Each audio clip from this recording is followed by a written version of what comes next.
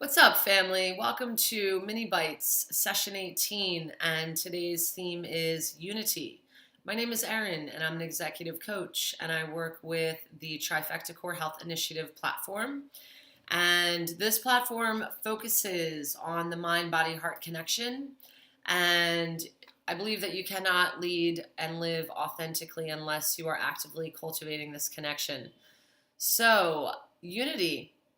Why is it important to talk about unity? Well, you see, recently I have been uh, tested with lessons of patience and tolerance and acceptance in a way that I can't remember ever having been tested before. So all of a sudden, the topic of unity is at the forefront for me. There are attempts to separate and segregate that perhaps have always been there, and maybe I just haven't been privy to it. Perhaps I haven't seen it, but it's all pointless and irrelevant because the fact is now, living in this world on a day like today, it's quite clear to me that there are forces at play wanting to separate and segregate. So those of you who have been watching my videos know that I have two voices, one that encourages and one that discourages. Well, I could say the same for society. There's almost a force that desires to support, and there's a force that desires to destruct. Some may refer to it as order and chaos. Others may refer to it as love and fear. Others may refer to it as God and the devil. There are all sorts of different ways, good versus evil. And truthfully, this is a theme that we're all very familiar with. Lots of movies are based off of this theme, good defeating evil. And so right now it's showing up in my life as this force, this destructive force trying to separate and segregate. So telling me how different I am in various ways, telling me how different people around me are in various ways. And so what I've been working on in particular this last week is identifying and connecting with the similarities and not the differences. Folks, it's a small world after all. And the fact of the matter is there's a whole lot of labels out there, and the labels can be supportive because they help us identify, they help us feel connected in certain ways, but you got to be careful with these labels because they can also separate and segregate. And this will sneak up on you. It snuck up on me.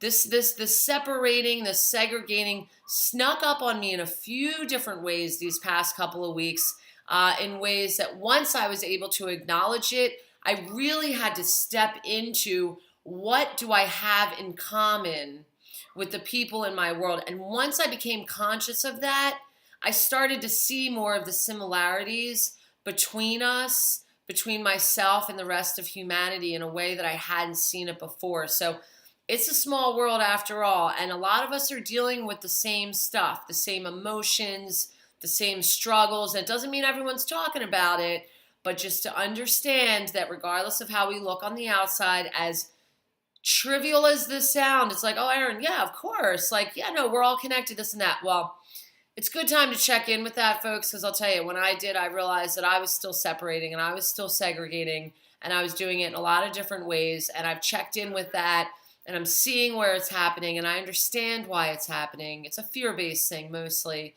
but the fact is, no matter how it all looks on the outside, the different backgrounds, the different personalities, we're all connected on the inside. And, why is it important for us to talk about this? Why is it important for me to talk about this? Because a lot of my work involves compassion and love. The gifts that I have are gifts of compassion and the ability to love others. And that's a big part of the work I do. And these are the strongest traits that I have. And so during this time where there's that voice that wants to separate, segregate, and destroy, I counteract that with love and compassion, and I counteract it with grace and acceptance that, we'll talk about this in another session, but these are not gifts that I have on my own. They're gifts that many people have that are given to us. And so to wrap it up today, unity, we are all connected. And, I may not like you, but I do love you. And we all have our personalities, and they're going to shine through how they do. And I set the intention that I continue to do my best to express compassion and love. The force that prevails is love. It's always love. So keep that in mind today. If you're dealing with some forces that are not love, know that they too shall pass. If you would like to learn more about the work that I do, my personal coaching, please email me at emac@emc2nolimits.com. You may also check out our website at www.emc2nolimits.com. Thank you all. Love you all. Bye.